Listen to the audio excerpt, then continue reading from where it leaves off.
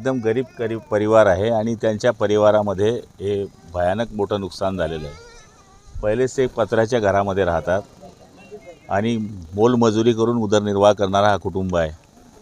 ज्यावेळेस आम्हाला हे माहीत पडलं त्यावेळेस आमचे या परिसराचे कार्यकर्ते तुषार महाजन आणि आमच्या गावाची सगळी मंडळी यांनी जो निरोप आमच्यापर्यंत पोहोचवला, तर त्यानंतर आम्ही नेहमी जिथे अशी घटना घडते तिथे सरकार केव्हा पोहोचेल याच्यापेक्षा आपण सरकारचे प्रतिनिधी म्हणून लवकर पोहोचलं पाहिजे, म्हणून आम्ही हे या ठिकाणी पूर्ण संसाराचा सामान त्यांचा आणण्याचा प्रयत्न केलेला आहे। घरकुल त्यांचं मी लवकरात लवकर शासनाकडनं मंजूर करणारच आहेत, पण उद्याच त्यांना आता राहण्याची व्यवस्था इथे होणार नाही अशी चित्र आहे। तर 3 दिवसामध्ये 4 दिवसामध्ये एक नवीन टेक्निक निघालं आहे। त्या टेक्निकमध्ये आपण सिमेंट ब्रेक त्याला म्हणतात, त्या पत्राचं घर आपण लगेच त्यांचं उभं करू आणि या पावसाळ्यामध्ये ते त्यांच्या घरामध्ये राहतील अशा पद्धतीची आम्ही तयारी केलेली आहे।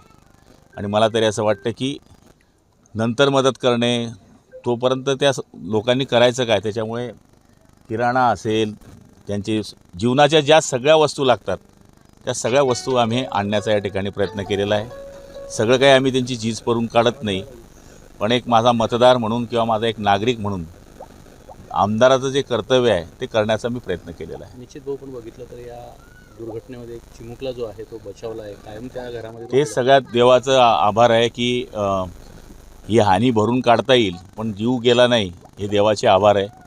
देवाचे खूप आभार मानतो आम्ही की ती घटना चुकीची घडली नाही, हे आम्ही उभं करू आणि लोकांच्या आशीर्वादाने उभं करू, आम्ही पण प्रयत्न करू, पण जीवाची हानी झाली नाही म्हणून परमेश्वराचे खूप आभार।